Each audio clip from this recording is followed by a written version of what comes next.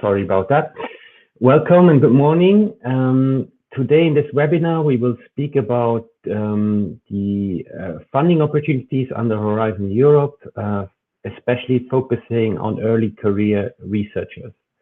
You might have attended our previous seminar or webinar where we spoke about funding opportunities, especially interesting for companies.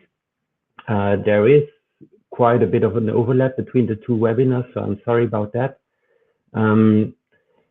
When we speak, we will discuss these funding opportunities in general. In the future slides, you will see I will take the perspective of the host institute.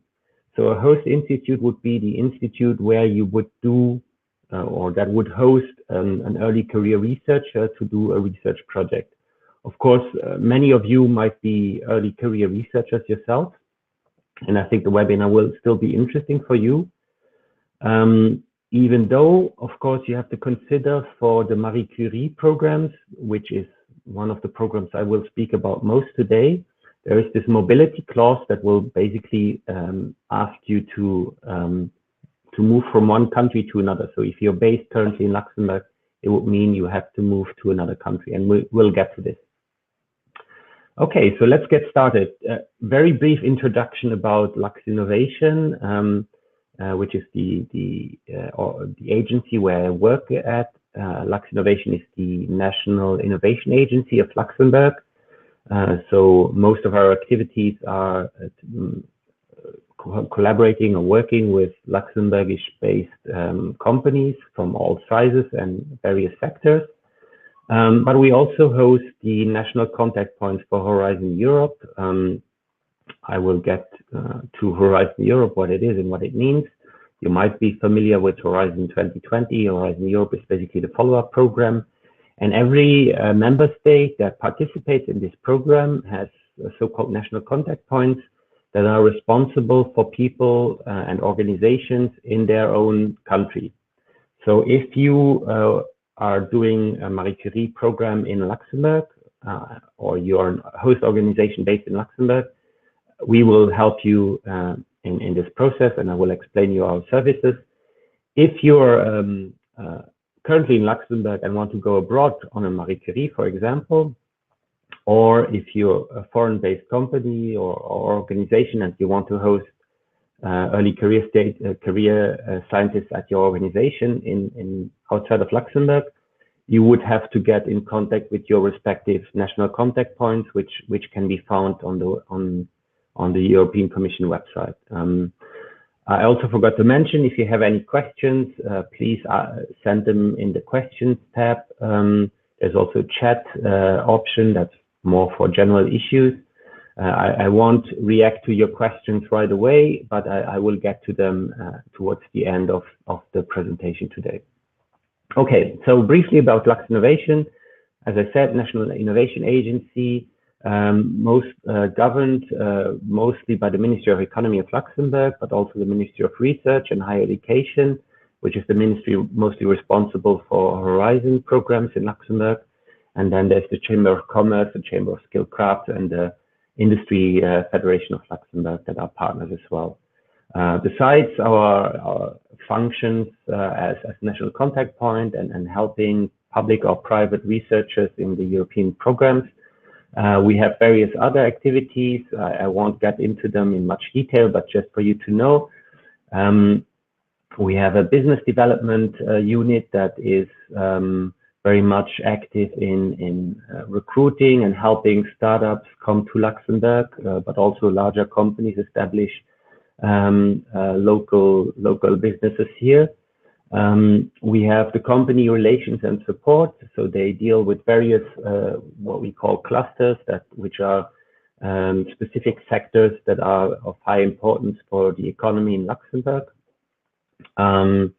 And they also engage with small and medium-sized companies in Luxembourg to help them become more competitive. And then we have our unit, which is the RDI support unit. So there's two sections. There's the European programs, which I'm part of, and there is the national corporate RDI support that is basically funding opportunities for companies based in Luxembourg to do RDI projects. So if you're from Luxembourg, you might, and you're a public researcher, you might be familiar with the FNR. So this is basically the Ministry of Economy finances the private research, while the FNR finances public research in Luxembourg. What do we do, or what are our missions? So we want to increase participation in Horizon Europe of Luxembourgish-based or Luxembourg-based organizations, public or private, or even administrations, NGOs, etc. We want to increase your success, so meaning not only having more participation, but also helping you write better proposals and write more competitive proposals, and consult you on that. And then since we have many links to companies in Luxembourg, we also very much like to establish collaborations between public and private research where it makes sense, obviously. How do we do these missions, fulfill these missions?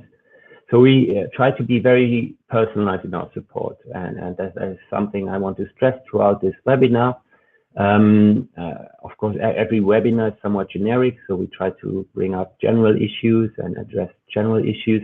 But please get in contact with us if you have specific questions, and if it's something we can help you with, and if you're based in Luxembourg, we are very happy to do that.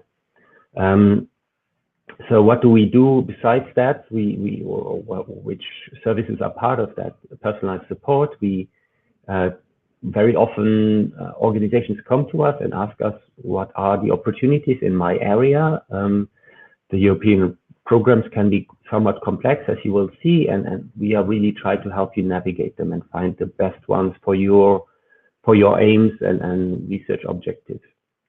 Then we offer trainings and webinars such as this one throughout the year. We have a whole series now, in case you haven't noticed, on Horizon Europe. So please check them out and see what which webinars my colleagues will give. There might be some very interesting talks there as well. Then some, but not all, of the European programs are consortium-based, and I will get to what that means. But it basically means you don't apply yourself, but you apply together with other organizations from other EU member states. And so sometimes it can be tricky to identify them, especially if it's the first time you're doing European programs. So we are there to help you and help you find and identify them. Then we help with proposal writing. What we mean with that is basically we do revisions of your proposals. We can give comments. Generally, obviously, we don't give comments on the scientific objectives, but we can give comments about the context, the clarity of your ideas, if it fits the call that you're writing for, etc. And then also for ongoing projects, obviously, we can help with legal and financial questions that come up during reporting, for example. We have a separate function that is not part of the national contact function, but that is basically representation of Luxembourg in the program committees. The program committees are the place where the European Commission, together with the member states and experts, discuss the upcoming calls, and they can be based on topics or on specific scientific fields, or they can be based on programs like Marie Curie, for example. So if you identify issues that are or elements that are missing or that are not as good as they should be, please come to us and let us know, because these are issues that we can bring to the European Commission and hopefully address them in the future. So I want to give a brief introduction about Horizon Europe. You will probably find a much longer and more detailed explanation in the launch event webinar that we had a couple of weeks ago, where you can find the recording probably online, and if not, please send us a message. But I still want to introduce it a bit if you're not familiar at all. So Horizon Europe is the main research funding instrument of the European Commission, and with instrument really I mean a framework program. So it contains many different instruments, various programs, various funding schemes that have various different objectives. They can be thematic, so meaning from specific areas like health or digitalization, etc., environment, or they can be bottom-up. And I'll get a bit into the differences between the two, but it basically means that it's programs, bottom-up programs or programs where you come with your own ideas. It's considered to be a multi-actor based framework program. So what does that mean? Traditionally, you could think that maybe these programs, they are only for big universities and research centers. And in the past, that has been true to some degree. But what we found is that in the end, we don't want to do these projects to end up with a nice paper in a cupboard, or maybe a policy brief or something like that, a publication. But we want to bring solutions to the market, to the end user, in fact. And that is only possible if you bring a whole range of actors together in a consortium to address these issues, so that each and everybody sort of complements each other. It shouldn't be only people that are doing the exact same things, but it can be companies together with small startups, together with an NGO, together with a public administration, together with a university, for example. So the point being, there is something in Horizon Europe for every type of legal structure there is, and basically every type of legal structure is eligible for this type of funding. So that's what I said. So the final aim is to bring solutions to the market, to the end user, to policymakers, so that we can really do a change, have a change and have an impact foremost. This is how Horizon Europe is organized. You shouldn't be too overwhelmed with this slide. I'll explain it briefly. In the red box, you see what we will speak about mostly today, which are the Marie Skłodowska-Curie actions, because that's really the prime example for financing early career researchers. And I'll get into what I exactly mean with that. So Pillar 1 also contains the ERC program, which you might be familiar with, which is exceeding a bit what we consider an early career researcher, but it's really more for senior postdocs and established group leaders. So that's the excellent science pillar. It means this pillar is really about the excellence in the science, much rather than let's say impact for economy, for example. Pillar 2 is about global challenges. It's what was called under Horizon 2020 was called societal challenges. So these are issues that affect our society. They're regrouped thematically, so that if you work in a specific area, that you know more or less where to find your topics. And within these topics, there are various calls for various issues, which are more or less specifically defined. So it can be climate issues related to whatever, biodiversity, can be health programs in relation to cancer, something relatively specific. Whereas the Pillar 1 is completely bottom up, so you bring your own ideas. Then we have Pillar 3, which is the so-called Innovative Europe pillar, which mostly brings funding to the EIC, so that's more the funding scheme for companies. And we had already a webinar focusing a bit on the EIC, so you can find that recording as well.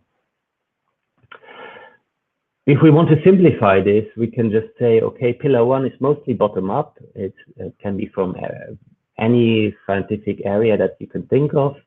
Generally rather low TRL, technology readiness levels, generally not consortia based, but there are exceptions, as we'll see. Pillar 2 is more thematic calls. They're predefined, so sometimes they are very precisely defined, sometimes it's a bit more generic. They are only for consortia. They are generally in the range of mid to high TRL levels. TRL basically reflects to how advanced how close your solution, service, technology is to the market. it can help orient yourself. And then pillar 3 is again more bottom-up, can also be from any area, but it's mostly more for high TRL levels, even though there are some exceptions, and there are programs for both consortia and individual companies. So just to stay in the introduction, why should you do European funding at all? It can be a valid question. There are generally, depending on the country you are, more or less generous national funding programs. In Luxembourg, as I said, we have the FNR that has very interesting programs. So sometimes you hear, oh, you know, these European programs, they are so complicated. They are very competitive. That's true to a certain degree, but some of that is also myth. So if you have doubts, please get in contact so that we can discuss this in more detail. But the first objective to do to apply for European funding shouldn't necessarily be the money. It should rather be to prove your excellence and to get really visibility and recognition for your excellence. These are programs that give you a lot of exposure. If you're a single individual early career stage researcher, it will have a big impact on your CV, as well as if you're a company, a small startup that gains one of the EIC grants, you will get a huge exposure and huge visibility, and it will open up further collaborations and markets even. So of course, the consortia-based programs, they're very interesting for networking, building up collaborations with actors that you would have never access to. These are generally issues and programs that demand a certain impact. So that gives you sort of a strategic orientation or roadmap that you can adhere to. And of course, the funding is extremely interesting, especially for companies. In public research, we are generally used that funding is at 100%, but for private research, this is certainly not the case. And so for private companies having 100% position financed, that can be very interesting indeed. So staying a bit with the principles, I touched this issue briefly. So you have roughly the top-down and the bottom-up calls. So top-down is basically the European Commission together with the member states saying, okay, this particular topic is something that should be addressed, and it cannot be addressed by a single entity. So it should be addressed by a consortium of different people around Europe and associated countries. I haven't touched on that, but in Horizon Europe, you have the core EU countries which are part of it, and then you can have associated countries. So these are countries that negotiate an association status with the European Commission so that they can be part and basically have a full membership and equal status with EU countries inside Horizon Europe. So these are countries traditionally like Norway and Switzerland. It will most likely be the case for the UK in the future. And the European Commission has been somewhat open to new geographic areas, so we don't know what will happen. These negotiations, they are still underway for Horizon Europe.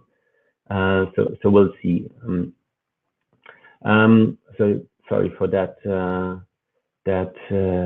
outlier. So bottom-up programs, on the other hand, they are more for you bringing your own ideas to the Commission and saying this is something that we want to do. Obviously, this will be evaluated by experts from your field. It's not the European Commission that decides themselves if this is a good proposal or not. It's really external experts, like you would do with a publication. And you bring this idea to the Commission, and the Commission says, okay, we have plenty of different ideas. We will rank them and then see and fund the best ones, basically. Then this is just the principle of the consortium versus single beneficiaries. So beneficiaries generally the organizations that get funding through or direct funding and that will sign the grant of the European Commission. In a consortium, you have many different beneficiaries that work together. Generally, they are from different countries, but you can have multiple participants from one country as well. The general rule is that you have 3 different legal entities from 3 different member states of the EU or associated countries. But in most cases, it's many more than 3. I would say it depends a bit on the areas, but it's more around 10 or so. Depends on the size of the call and the budget and many things, but roughly the idea. Whereas a single beneficiary would be one single legal entity from one single member state. So when we speak about early career researchers and funding thereof, what do we mean with that? We mean PhD students, and we mean, let's say, early career postdocs. It's true that if you're somewhat established postdoc, you are eligible for applying for ERC funding as well. The ERC is not the topic of today. This is something that we'll address separately in a focused webinar, because it's just too large to also include here. So what are the ways of financing early career researchers? Well, obviously, if you're part of a large consortium and you respond to a thematic call on, I don't know, artificial intelligence in industry and robotics, for example, and you are University X from country Y, obviously, if your professor is part of that proposal, you can fund, depending on the proposal and your project, you can fund early career researchers through that project. So that's true for a large extent. It's also true, for example, for ERC team members. So ERC finances, these are large budget fundings that finance research group leaders, mostly, of course, in public research. And they very often, at least, also include funding for PhD students and for postdocs. So if you're part of such a program, that means you're also financed through this. But what we are focusing on more today, and I think that's more interesting, is really if we focus about dedicated funding. If you want to build up capacities, if you want to attract specific expertise from the outside, you are looking for dedicated actions towards this, and this is where the Marie Skłodowska-Curie actions are really aiming at. So we are addressing today 3 options mostly in the Marie Curie program, and they work a bit differently, so we'll have to get into them. I will discuss, that's a disclaimer, I will discuss mostly the postdoctoral fellowships, which were called individual fellowships in the past. So this is funding for one single postdoc and one single beneficiary. The beneficiary is the organization that this postdoc will work at. If you're, let's say, at the University of Luxembourg is the beneficiary, and you are, if you're the postdoc that's applying, you would be the fellow that is doing the Marie Curie program. So that's one case. Then we have the doctoral networks. They were called the ITNs or ETNs, the International European Training Networks in the past. These are consortium-based, and they finance several PhD students. And I'll get into the details. But already here, there's a big difference between the two. If you look at the postdoctoral fellowships, it's really the postdoc that wants to do the project together with the host, the organization where he will do the project, or she, that will write the proposal. And it's generally mostly the postdoc that writes the proposal. In the doctoral network, it works differently. So there, you don't know who will be the PhD students that you will hire when you write the project. Well, maybe you know, but they're not part of the proposal.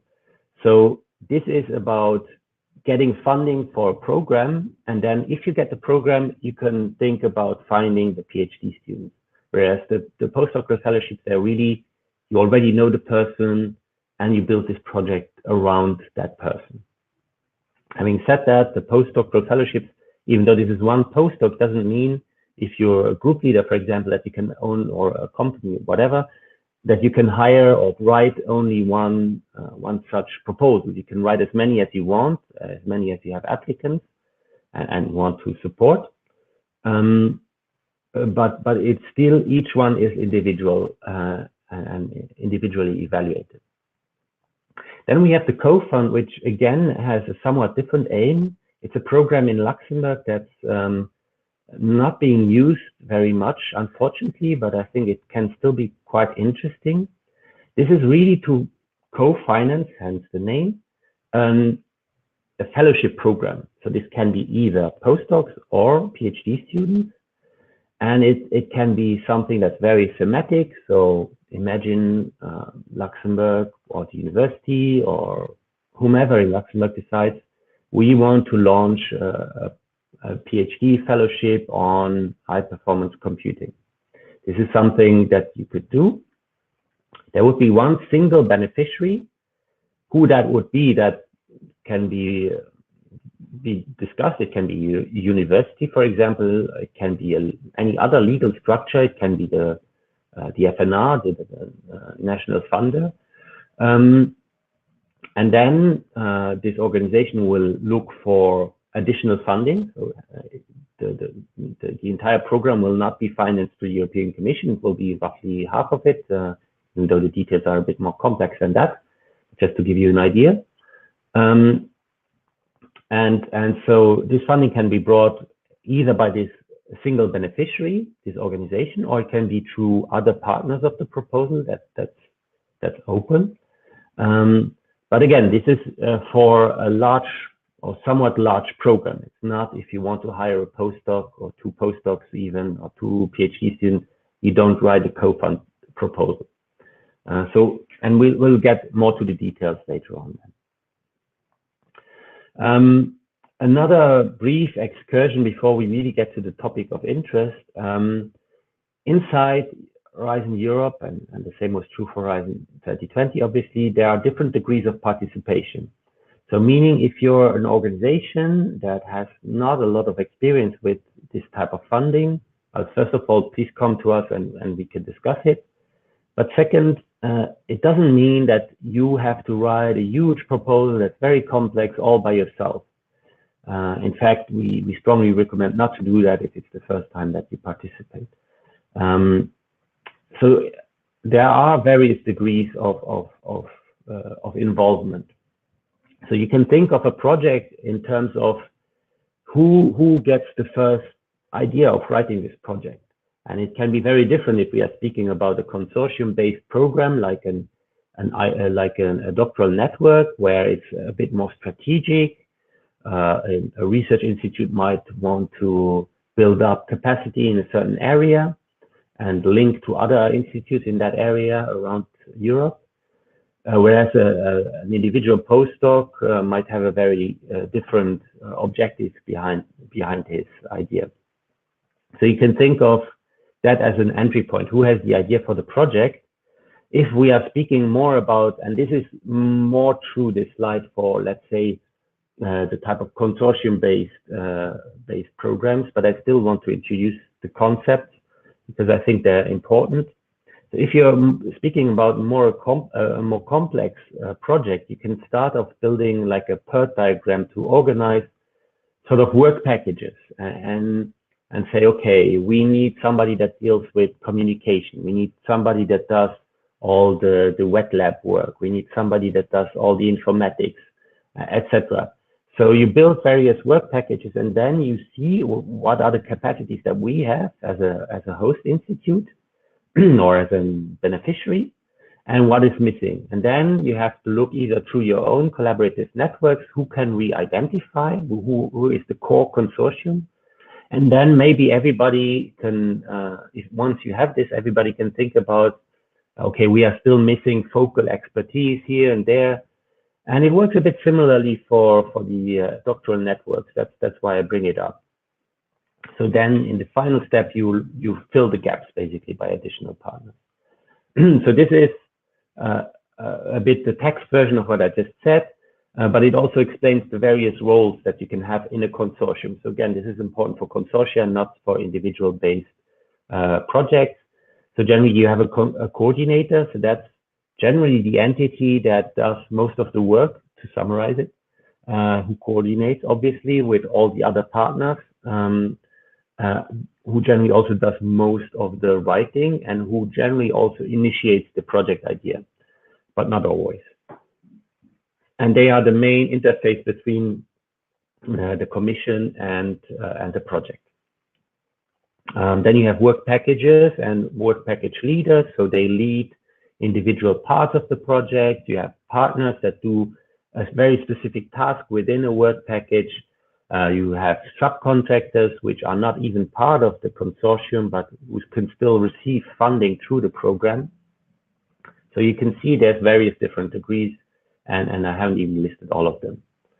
What's essential, again, mostly for, but not only for consortium-based projects, is for you as a, if we speak about the perspective for the host, but also for you as an applicant, to think about what can you bring to the table.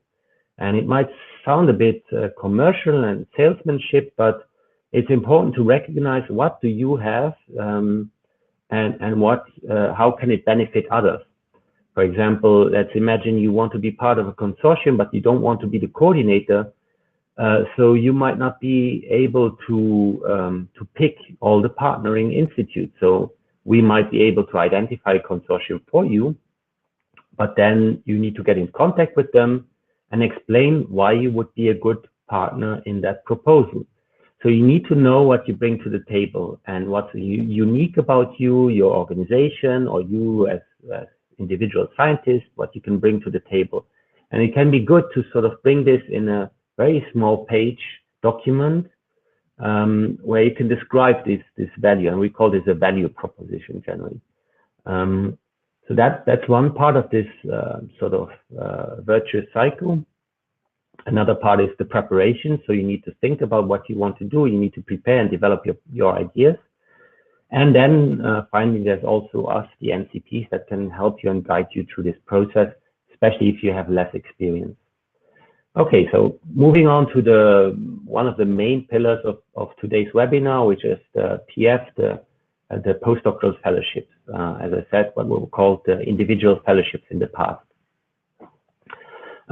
So what are these projects? They are projects for individual researchers, as I explained. They are focused very much on the career development of this applicant, and on the mobility, as I already explained. So the mobility means that this person should move from another country to Luxembourg, for example, to do this project. And we get into the eligibility criteria a bit later on. So these are the very important elements, the career development.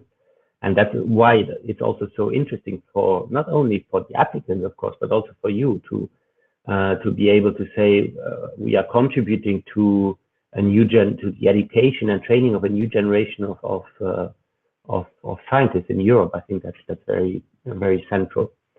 They're managed and financed through the European Commission, and the evaluators are scientific experts from around the world, from the specific disciplines. It can be very competitive. If we look at just purely the European averages in the past, they've been around 15%, 15%. So they're very competitive. If we now look at Luxembourg, we have, well, last year, and well, let's say this year's results should come in any day now, but last year's results showed that we had around over 20% success rate. And the proposals where we as NCPs supported the applicants, we even had a success rate of over 40%, 40%. So that's not so bad, I would say. But still, this is not a walk in the park. It's something where you need to invest a lot of time and effort.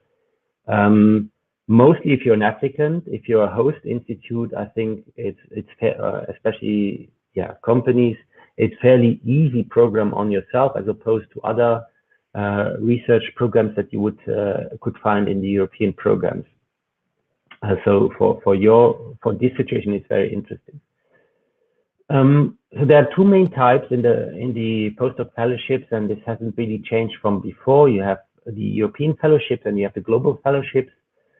From my experience in Luxembourg, most of the interest is towards the European fellowship. So this is generally a 1 to most of the time 2-year fellowship in any European country, in this case Europe. The applicants can be from any nationality. The global fellowships, they're a bit more complex and they have a somewhat different aim. So there the idea is the applicant stays for at least 1, but up to 2 years in a so-called third country. So third countries are any countries that are not part of the EU 27 and that are not associated to Horizon Europe. So in the past, this has been, for example, classically, this is the US or Canada, Australia, China, Japan, etc. All these countries which are not associated. And you can find the list of associated countries for the past, as I said. In the future, this might change. But the idea here is the applicant goes to that country, generally a very famous research lab, stays there for 1 to 2 years, gets the experience and the knowledge, and then comes back, in this case to Luxembourg, either to a private or public research organization, and brings back this knowledge and shares it with the researchers there. So this is more sort of a strategic type of let's say, fellowship. It's interesting because it can bring this 3-year funding to the research organizations and the fellows. In the past, the criteria has been that this is only for long-term residents of European countries, so it's not open to the world, not open to any applicant from any country. So we can get into the definitions, what is a long-term resident, so long-term member state or associated country resident. But for now, we can say, okay, it's mostly people that are here in Europe and want to stay in Europe. And here, what's also interesting is that this mobility rule that I explained to you is more flexible because it applies to the third country. So in this case, for example, a researcher that has been in Luxembourg wants to sort of stay in Luxembourg on the long term, can go to this third country for 2 years, let's say the US for this example, and then come back again to Luxembourg and again do this stay in Luxembourg for another year.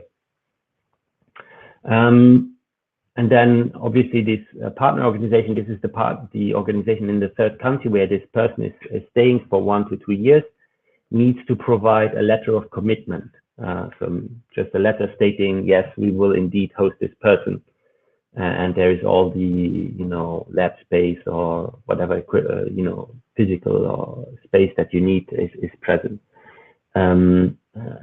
So that's essential. In the European fellowships, you also have these partner organizations, but they are more to do exchanges and collaborations, and you don't need to include a commitment letter there. At least that was the case in the past. So who is this for?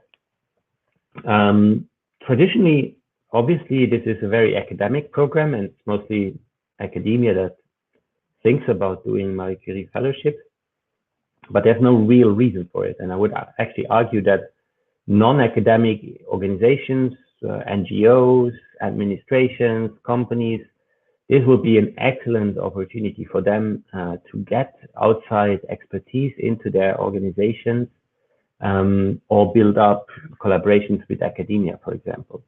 The big challenge there, of course, is that if you're a famous research group at a famous university, I think you probably don't have a lot of problems finding potential applicants because they will just come to you. If you're a small startup in Luxembourg, chances are that these new recruits that are coming out of, I don't know, the MIT and Cambridge, that they don't know about you, obviously. And so the challenge can be to find and identify these people. And I will get into how we can help you with that. In the postdoctoral fellowships, if you take the perspective of the applicant, so the postdoc himself or herself, the first challenge is also to identify the organization. It's not enough to say, I want to write a research proposal on AI and connected mobility, but you need to find a host organization, in this case here in Luxembourg, that is willing to host you and that will write the proposal together with you. Even though, as I said, you will do, as the postdoc will do the most of the work, but you still need this confirmation of this host organization. That's important. Again, who can be eligible? Companies, small and large, startups, spin-offs, associations. You need to be a legal structure, basically. That's the basic general criterion. And if you're speaking about spin-offs and startups, and if we are speaking about Luxembourg, if you want to apply here in Luxembourg at the time of the submission, and we'll get to that when that is, you need to be established in Luxembourg. You need to be a legal structure in Luxembourg. That's important. So what is in it for me? And when we say for me here, I take the perspective of a host organization, a beneficiary. So let's say a university or a public research center or a company or an association, whatever.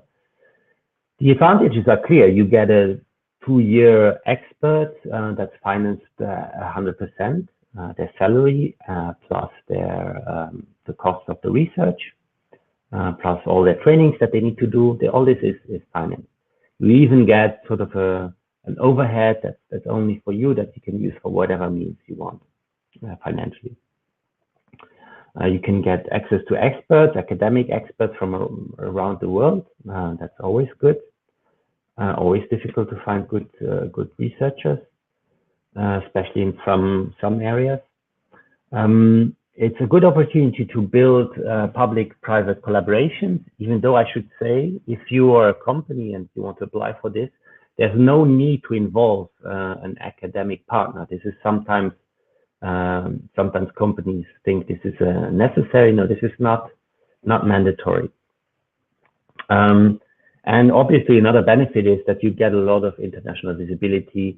The Commission is doing a lot to push the visibility of these programs, especially for, let's say, non-traditional actors, meaning non-academia, which are still very much in the minority.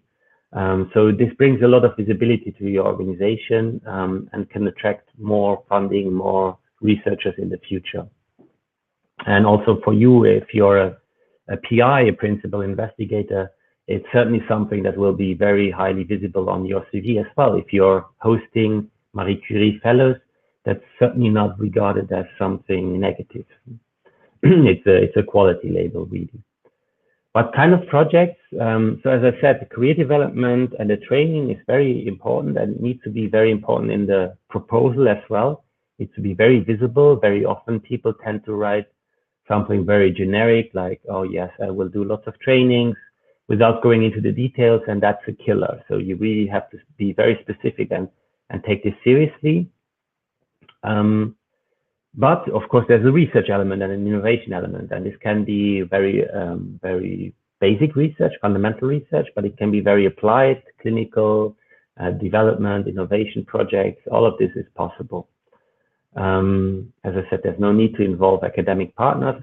Sometimes for companies, of course, it can be interesting to have them at least as a partner, sort of to do trainings, etc. So it's certainly not something negative to involve them. Okay, and what I didn't mention, and probably you asked already 20 questions about it, you will get these slides, or actually you will get the recording of this whole webinar will be accessible later on. Sorry, I forgot to mention that earlier, in case anybody has asked about it. So if we're speaking about collaborations, and they can be very important. One thing first, the Marie Curie Postdoctoral Fellowships, they are not a consortium-based program, obviously. So it's not, if you are looking at a highly collaborative project that needs input from lots of different research centers, it's probably not the best way to go forward with a Marie Curie individual fellow, postdoctoral fellowship, sorry. So there are these collaborations possible, and generally they are done through what is called secondments. So secondments, in the past, they used to be up to 6 months. And nowadays, if I'm not mistaken, and the final text has not been formally adopted, so there might be still changes, but I think it can be up to 8 months of this 2-year fellowship can be spent in secondments, so meaning exchanges with other partners. These partners can be, they have to be inside Europe, but they don't have to be inside Luxembourg, for example, but they can be. It's really up to you, whatever makes sense for the project. They can be in one go, so you can have this 8-month exchange at any time of your fellowship, or they can be split up in various days, and they can be split up with different organizations.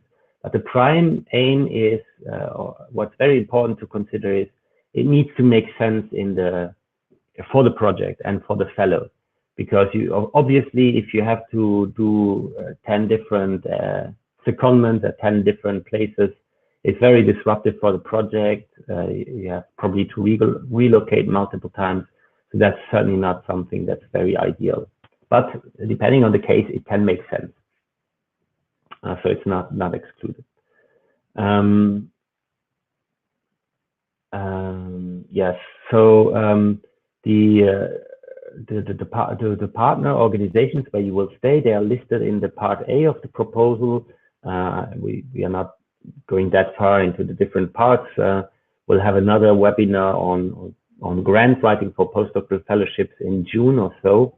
But they are listed, but in case you haven't identified a partner, let's imagine you are an academic entity and you want to have an exchange with a company that's active in a very particular field, and you already have some connections, but nobody really said, yes, we'll do it. You can describe the partner at submission stage as much as possible, obviously, but you don't have to name them finally, or they don't have to sign the grant, for example. So as I said, no letter of commitment is necessary. The rest I already mentioned.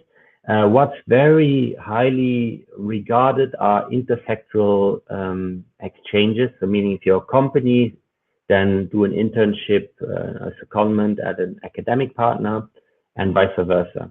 That's usually the best case scenario. There's something new that I want to mention in this regard, also in Horizon Europe. It hasn't been the case previously, but again, take this with a grain of salt because the texts are not finalized yet. On top of this 2-year fellowship, so remember this 8-month secondment are part of the 2-year fellowship. There is now an additional possibility of having another 6 months, generally towards the end of the project, specifically at a private collaborator, or if you already stay at a private company to do the fellowship, at another independent private entity. And the idea of that is to just give the applicant another push of real world experience, of close to the market experience, to make them even more employable and really help them get a better chance career-wise. So these secondments shouldn't be mistaken for what we call short visits. So traditionally, there has never been a real definition of what a short visit is, but this is generally if you go to a conference, obviously, or if you go for 2 days to somebody's research lab to just discuss some issues, or if you do field work, for example, somewhere, and you have to collect samples. These are generally short visits, but this is not meant to do let's say a 2-month exchange in the US or a non-European country. That's not the aim. So that's also important to note. So what is expected from you, from the perspective of a host organization? Well, obviously you should find or select applicants. Again, more on this later, how we can help you with that. You can provide an approximate idea for the project, but you don't have to. You can leave it up entirely to the applicant. That's really something that's very flexible here. It can be very much defined depending on your needs and interests. It can be very open. Often it's a mix of the two that generally makes the best project. If the applicant brings some ideas and you as a host bring your ideas and it all works together, that's the ideal case.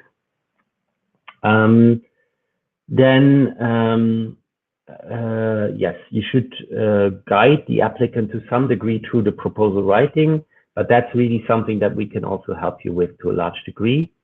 But what's important is you need to provide some information about yourself that the applicant just wouldn't know. And we'll prepare in the future, we'll prepare a more detailed document or training on this issue, to help you better define this. Because very often what happens is that the applicants only realize that they're missing these information towards the end of the writing phase, and then it can be very hectic to get all the information in time. So we'll prepare another training on how to prepare specifically for that. But it can be information about the organization, how you will make sure that the applicant is well integrated in your structure, what is knowledge that you as a structure are currently missing, but that the applicant will bring to you, what is the knowledge that you know and that you can give to the applicant. And especially for companies, it doesn't have to be really necessarily scientific expertise. Generally, not all supervisors at especially a private host will be scientists, but they can bring specific knowledge in entrepreneurship, in innovation management, etc., to the applicant, and that's just something that you need to define, and the applicants generally don't know this. And then, yes, what kind of mentoring and training and supervision there is at your organization, and maybe you need to coordinate this with external partners. Again, something that we can help you with. And then maybe you have already your ideas of collaborations. Maybe the applicant has ideas that you can discuss at the time. Sometimes you already have, if you're a host again, you have good applicants in mind, maybe through former collaborations. Obviously, as I said, because of this mobility rule, if you already had a PhD student in your lab, then this person will not be eligible for Marie Curie in your lab, right? Except if they do a global fellowship and go away for some years and come back. So if you already have an applicant in mind for your collaborations or academic partners, for example, that's great. Please just verify with us that this person is eligible. There's a new addition to the eligibility criteria, and again, that's to be taken with a grain of salt. And that is the so-called scientific age. This is something that we knew already from the ERC. In the past, it used to be that basically all you need to have for a Marie Curie postdoc fellowships was a PhD, and then it gets complicated, an equivalent, meaning after your master's degree, 4 year full-time research experience, and then it gets very complicated to really define and prove this.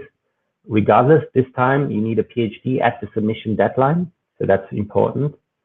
Especially now with COVID, many things get disrupted, deadlines get shifted, not always obvious to have a PhD defense.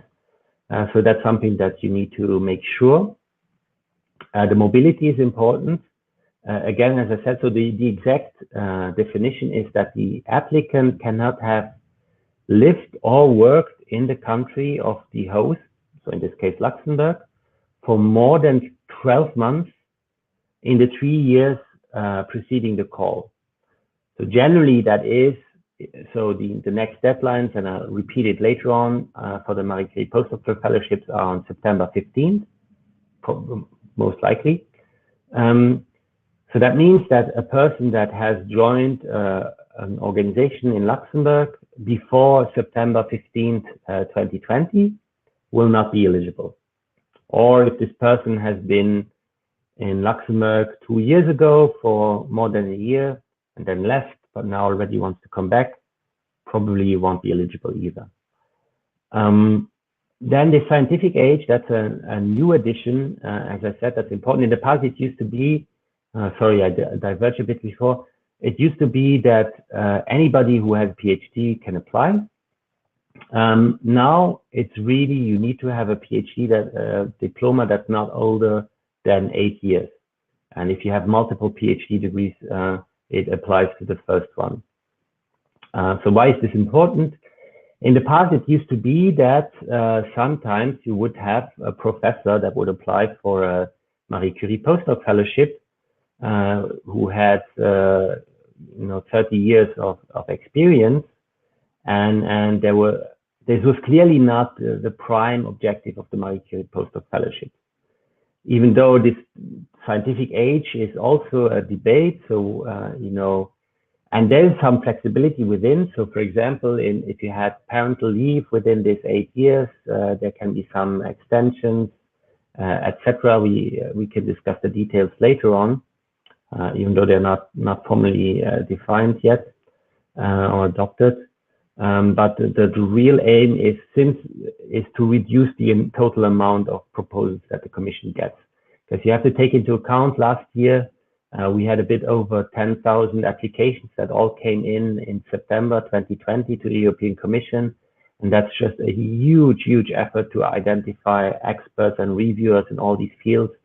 So the Commission somehow wants to reduce the numbers. That's why they introduced this scientific age. And in the future, there might be restrictions, more or less formal, we'll see, about resubmissions. So in the past, you could just resubmit your proposals.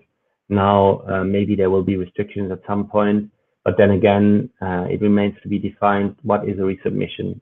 Then if you're a host institute, you might ask yourself, what makes a good applicant? How do I choose a good applicant if you have several ones, or even if you only have one? So obviously it should be somebody who brings expertise that you don't have. The person should have a good publication record, ideally. Generally, for the Marie Curie Fellowships or Postdoctoral Fellowships, there is a certain, the reviewers are supposed at least to take into account first of all, the career level. So somebody that has freshly finished their PhD does not have the same publication record than somebody who already has 7 years of postdoc behind them, obviously. But also somebody that comes from university of, I don't know, a famous university, you name it, might have a different publication record than somebody who comes from a less prestigious university, even though they might inherently have the same qualifications and potential. So the evaluators are asked to more judge the potential of the applicants than their actual publication record, even though that's very difficult as well. So, but that's just to say that you don't need to filter your applicants only by looking at how many Nature or Science publications they had. That's not the sole criterion. What's very important, I think, for you as a host is that the applicant, first of all, is motivated and not just somewhat, reluctantly doing this, and that they are that they show some degree of independence. And that means that you don't have to take them by the hand throughout the proposal writing and remind them every day, did you already finish that part? Are you thinking about this and that? But that you can leave a large part of the proposal writing to them, and we'll do our part as well and together with the applicants, but that it's as less time needed on your side as possible. And generally, you get already a good impression about these things when you just speak during an interview with the applicants. So how can we help you? So we are running what we call the Marie Curie Postdoctoral Support Initiative. It's a program we have for the 3rd year this time. And the basic idea is that we help you find applicants for your project or your project idea. If you're public or private or whatever, a city or association, doesn't matter which legal structure you are, you need, of course, to be based in Luxembourg. And we'll help you find applicants in your domain from around the world.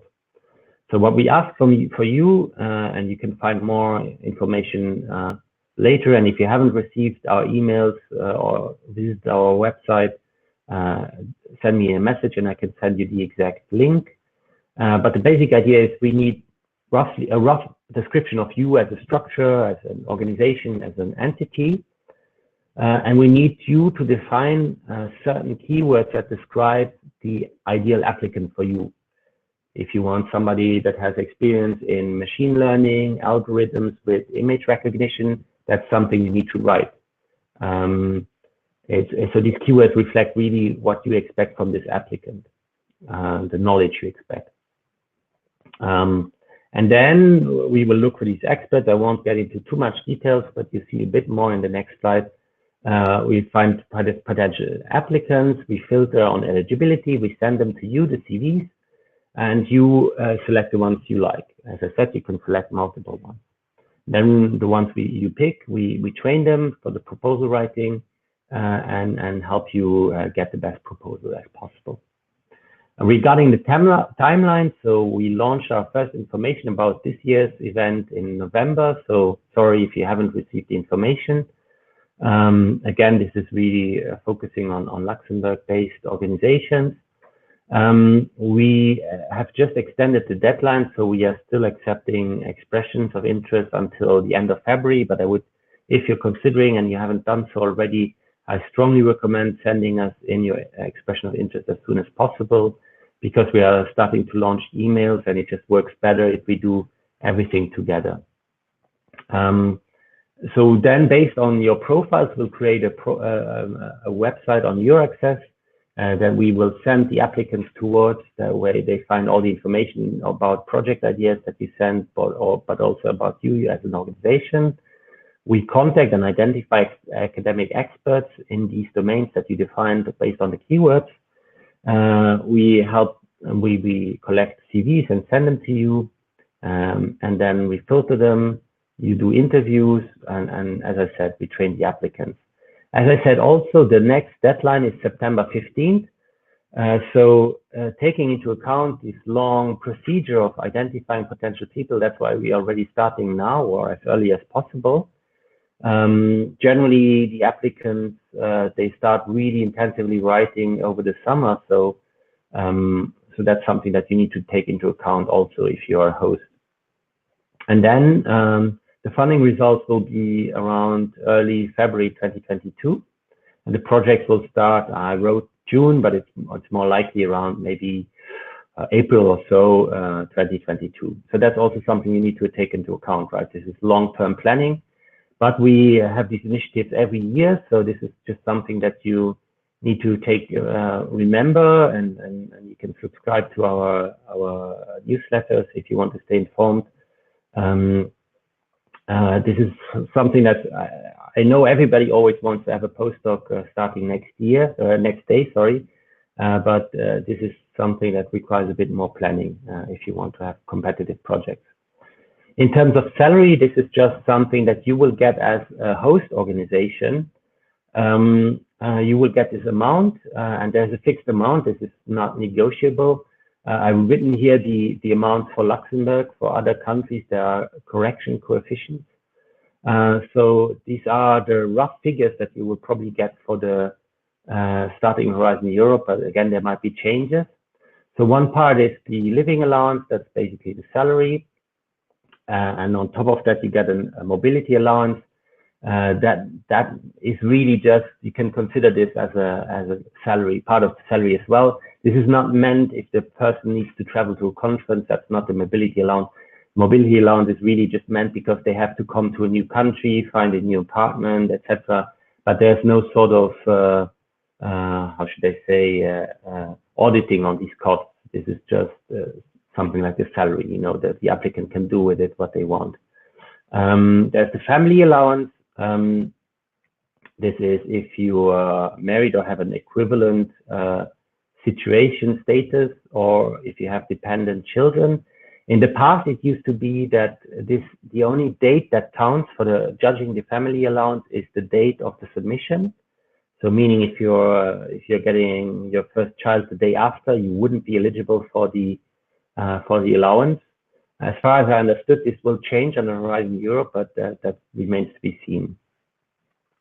So again, what's important is this is gross amounts, right? So this is before employer costs and taxes. So that's something that's important for applicants to consider. This is not the final amount that you get on each month on your account. And it can vary on very, very, very many factors on how much the final amount is. But as a general rule, if you're speaking about Luxembourg, this is a salary that you can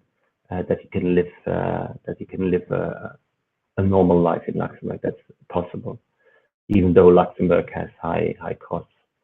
Then there's one part that's budget that's dedicated to research and training and networking, going to conferences, paying the secondments, including the accommodation if you go to another country, your consumables, research equipment, all these things.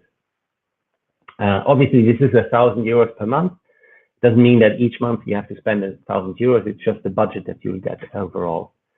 And then there's this management and indirect costs. So the 650 euros, this is something you as a host get every month, and you can do with it whatever you want. You can use part of it to pay additional salary to the applicant. You can use it to pay the electricity costs. You can use it to buy whatever you want outside of the project. This is really for the managing costs, basically, and then can be used without any auditing. It can also be topped up by other sources. So some scientific areas, for example, they are very competitive, and people tend to go and work in companies instead of doing a postdoc in academia. So sometimes these are areas where you as a host need to pay additional money, but that's really up to you. That's not for us or anybody else to decide. Okay, so just a brief second. Moving on, and now speaking about what we'll call the ITNs, but are now called the DNs, the doctoral networks. So as I said already, it's a consortium-based program based on a larger idea, larger concept. The general idea behind it is you can imagine it being the will and wish to recruit or train the next generation of scientists in Europe in a discipline that might not exist yet. It might be something that is very interdisciplinary, and you want people to, or emerging fields, for example. So you might want to train people on that and build up a whole program around it together with other partners. So in the past, you could have up to 15 PhD students. So again, that's not you as a single entity, but the whole network would have 15 PhD students. Now it's reduced. So the standard way finances only up to 10 PhD students for 3 years. So the entire project can last longer, because obviously when the project starts, you will not have on the first day your PhD students, but you will launch the calls and you have to screen and identify the PhD students, recruit them. So the project can take longer, but the PhD itself will only get financing for 3 years.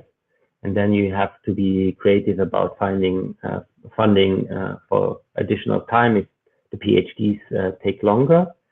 There is an exception. So in the past, the ITNs had various sub-modes. So there were the ETNs, which are the standard doctoral networks, I would say. There were the industrial doctorates, which were more heavily focused on industry participation. And there were the EJDs, the European Joint Doctorates. This was, for example, if you had at least 2 organizations, generally 2 universities, that would confer a doctorate degree, so that each applicant would have a joint PhD degree from at least 2 different places. So these are still, these options still exist. Especially the industry doctorates, I think is very interesting, but it will not exist as a separate program. It will exist within the doctoral networks, and it will allow you to increase the total amount of students to 15 students. And we'll get in another slide on how to do that. The aim behind it is to train a next generation of doctoral candidates, especially in emerging fields. But the cross-sectoral and interdisciplinary aspects are very important, especially that applicants capture this entrepreneurial aspect of research and innovation. So that's very important. So it's not just a pure program to finance, to get easy funding for having a few PhD students. That shouldn't be the aim of it. The supervision is very important. Career development is very important of these students, and the training as well. The name in the past used to be International Training Networks. The training is central element.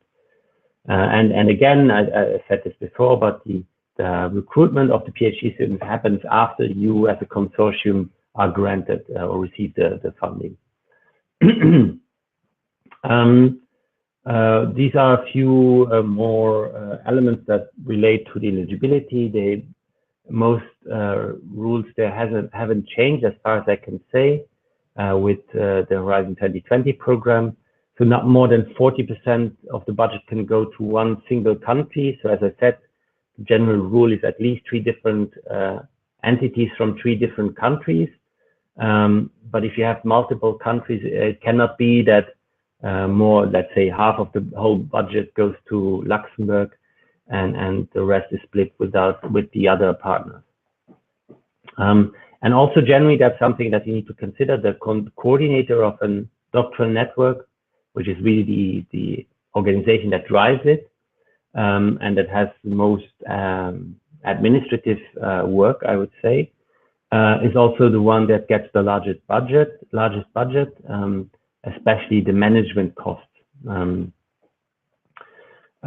So then every beneficiary that signs the grant has to recruit at least 1 candidate, but can be more. But you can have partner institutions, and they can, for example, participate in the training. Traditionally, these are private partners where the applicants go for an internship, a secondment, but they are not signing the grant, and they are not directly receiving any funding from the European Commission. If they need any funding, that will be regulated internally in your consortium. As I said, for the industrial doctorate, so meaning if instead of these 10 applicants, you want to be allowed to have 15, there are certain additional rules that you need to follow. So in your consortium of 3, you need at least 1 beneficiary that's non-academic. And non-academic can also be NGOs, basically, but it's companies. And every PhD student needs to spend at least 50% of the entire duration in non-academia.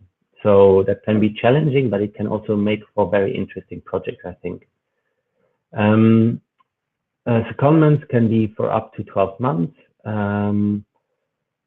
There is, and as far as I can tell, this is for now a recommendation of the Commission, not a strict rule, that you shouldn't resubmit if the project, if it fails, and you had a score below 80% previously.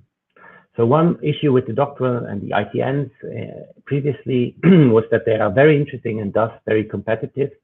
Again, success rate around 10%, 12%, maybe up to 15%. And this is not ideal for something where you need to invest so much time and energy. Again, the Commission tries to reduce this somewhat. That's why there was also this reduction from the 15 to 10 PhD students so that they can finance more projects.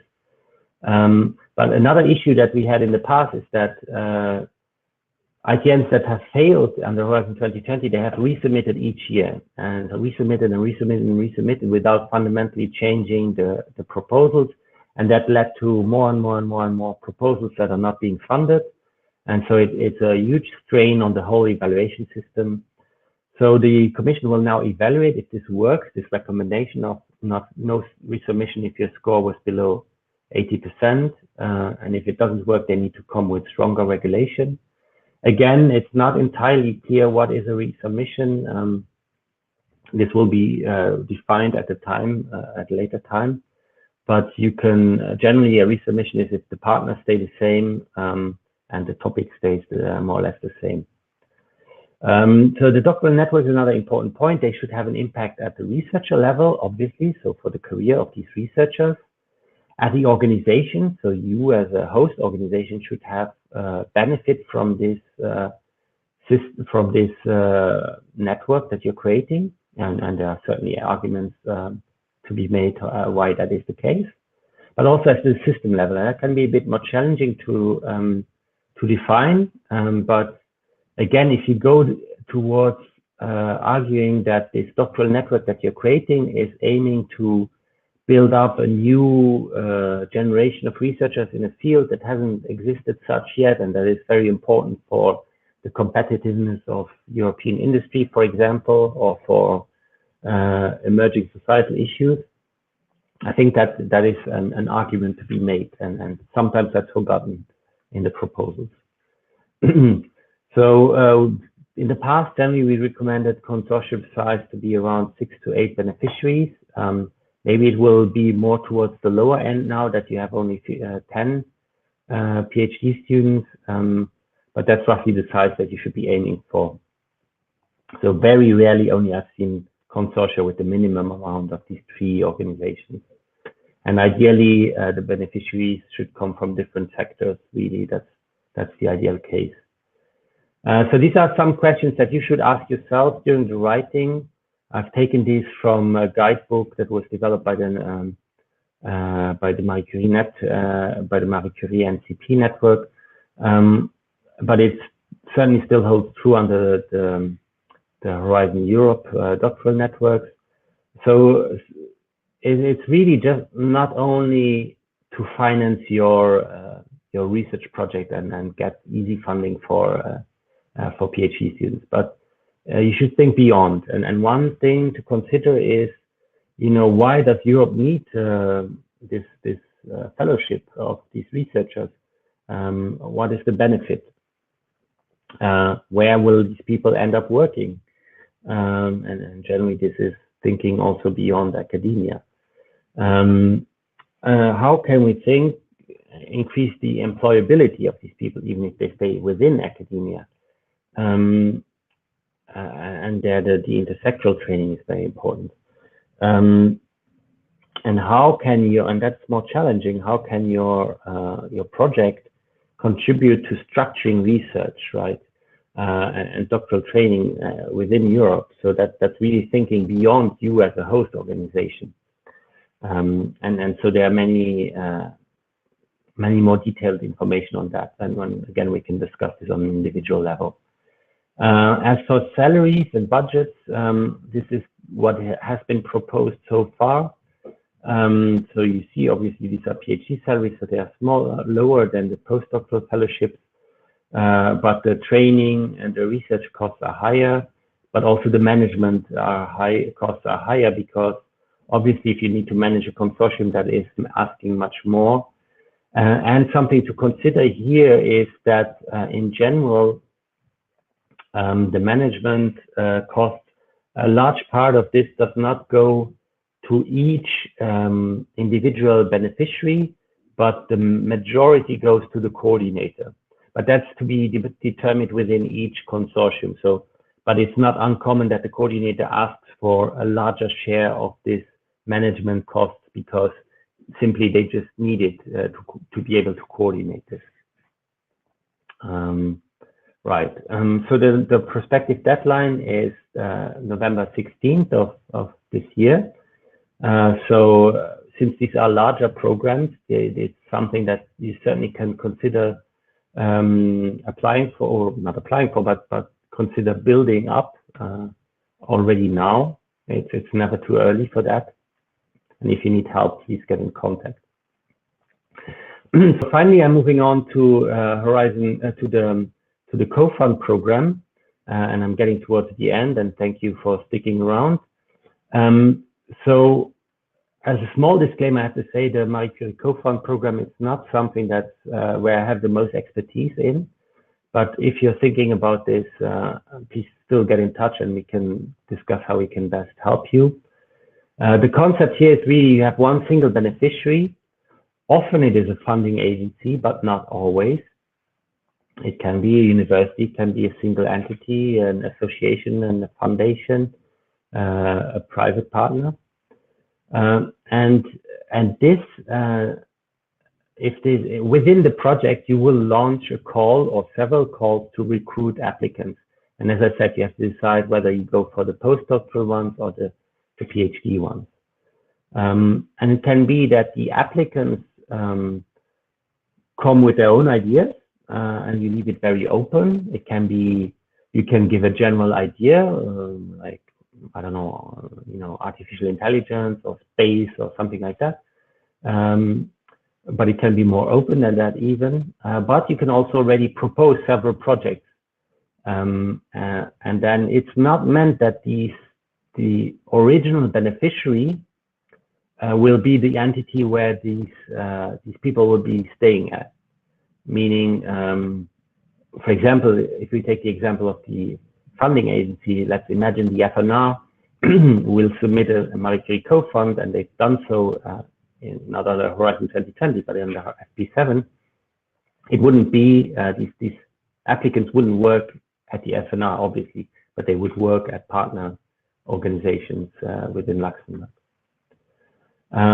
So in general, the COFUND program is meant to stimulate already existing programs or programs that are about to be built up on a regional, national, or international level. It can be international. Think about the Grande Région in Luxembourg. That's something that's possible. It can be, as I said, generally it's about existing programs, but it can be new ones.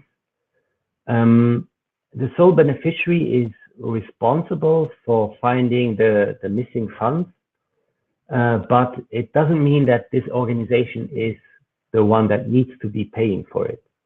So you could imagine that you have, as part of your COFUND, private partners, companies that you would then ask to be involved and ask to co-fund a specific part of the fellowship.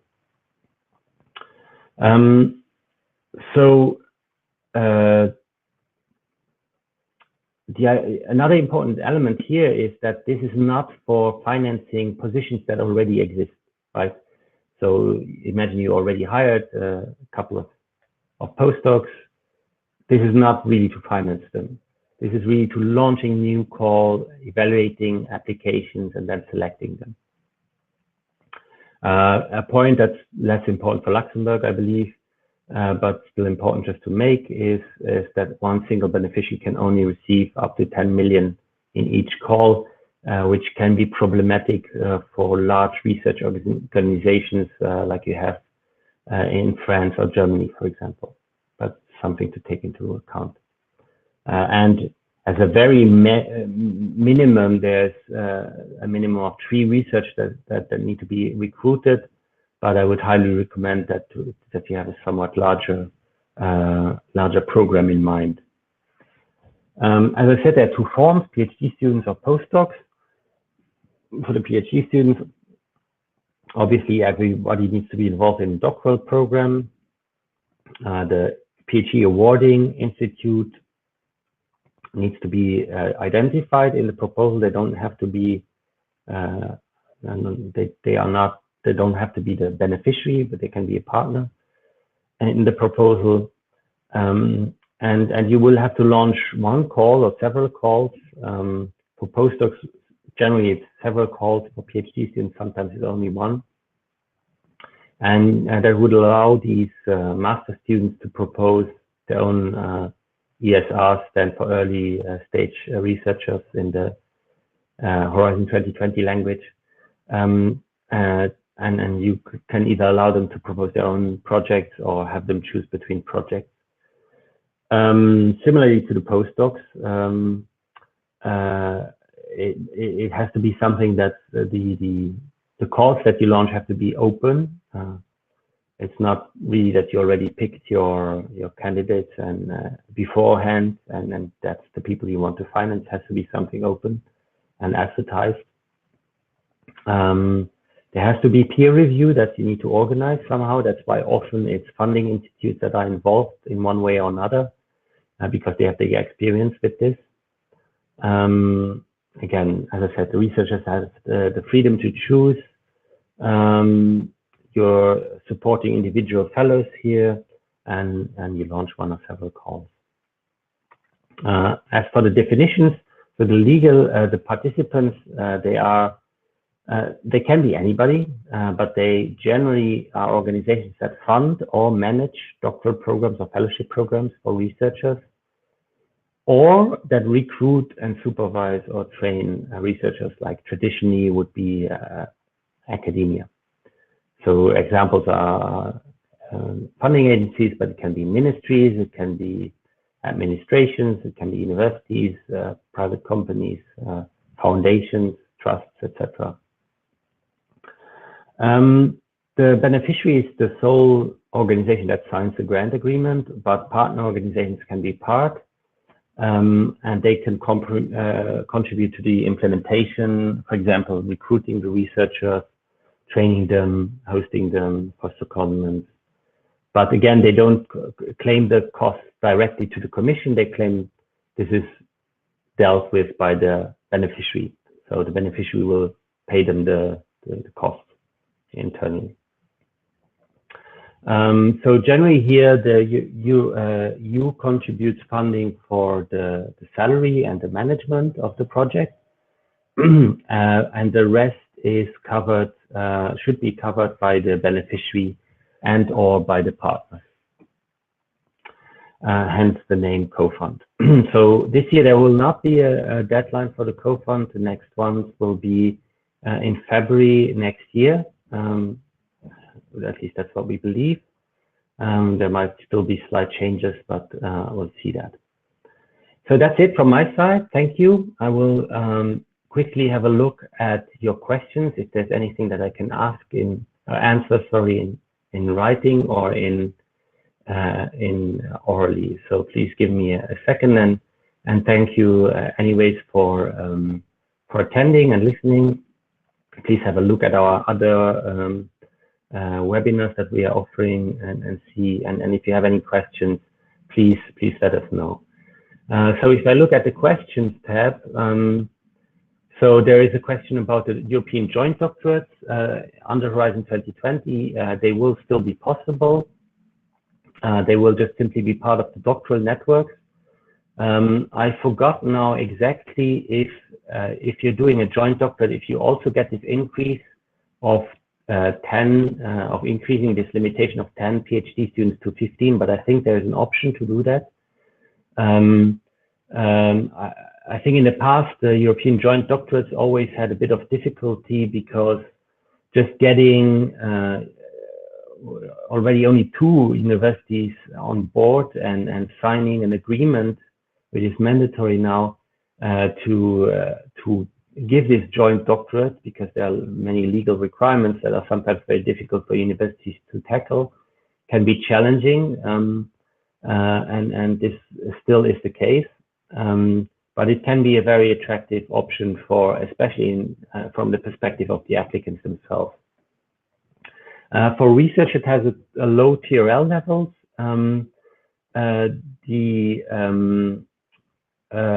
This is very much part, of course, of the Marie Curie programs.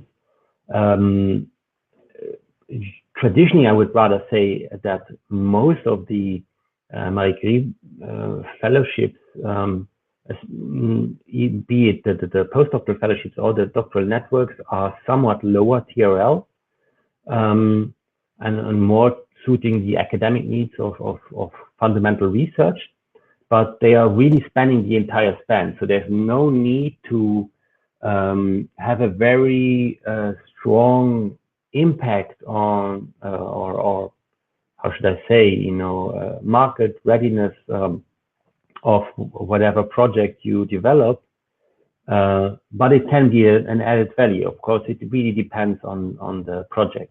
So the prime directive is really the excellence of the science of the project, and the impact is important, but it's not really the criterion, the sole criterion by which this is judged. Any deadlines for PhD researchers? So again, it's important to stress, maybe I haven't done this so much previously. So if you're speaking from the perspective of a master's student that is looking to finance a PhD fellowship, this is not the aim of the doctoral networks. You are, as a master's student who has no PhD degree and wants to do a European program, you are not the one that writes the doctoral network. It's a host organization like a university that decides we want to be part of this. And then for them, the deadline is, the next deadline is for the doctoral networks, I think it's in November. So then they will submit the proposal and hopefully receive the answer by 2022. Or no, actually for the training networks, I'm mixing up now the postdoctoral networks and the training networks. Probably you're referring to the postdoctoral fellowship. So the deadline for submission is September 15th there, 2021. And the deadline, the moment where you will know the decision will be around February 2022. That is correct, yes. I hope I answered your question. If not, please just resubmit or get back to me. So for the postdoctoral fellowships, I think I just answered the question as well. When can a postdoc start the earliest and the latest? Well, I didn't really get into the details, that's true.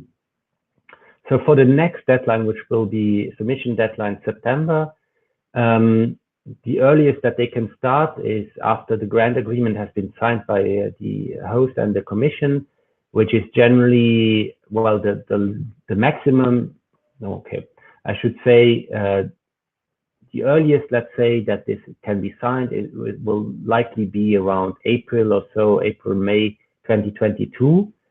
Then in the past, the option has been to delay the start for various reasons, if it's well justified, and this can be done, for example, up to 1.5 years. That at least was the case after the call deadline.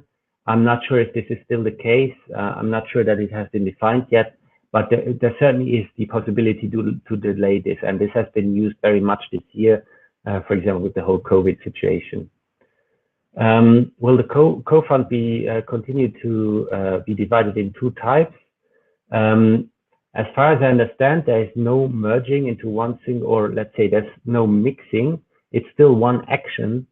It's one scheme, but you still have to decide if you do one or the other. As far as I understand, there's no possibility to mix the two. Even though it would make sense in some cases, but that hasn't been on our radar at least. Okay, so I will briefly look into what else I can find in questions, maybe in the chat. No, there's nothing. So if that's it, thank you very much. If you have additional questions, please don't hesitate to get in contact with us by email or whatever. Please also take note that we as NCPs are responsible for applicants either coming to Luxembourg or organizations based in Luxembourg. We are not helping people that go abroad or foreign organizations. But if you really have trouble identifying the NCPs, just write me an email and maybe we can help you, point you to the right direction. So thank you very much for sticking that long, and good luck with your proposals. And again, thank you. Bye-bye.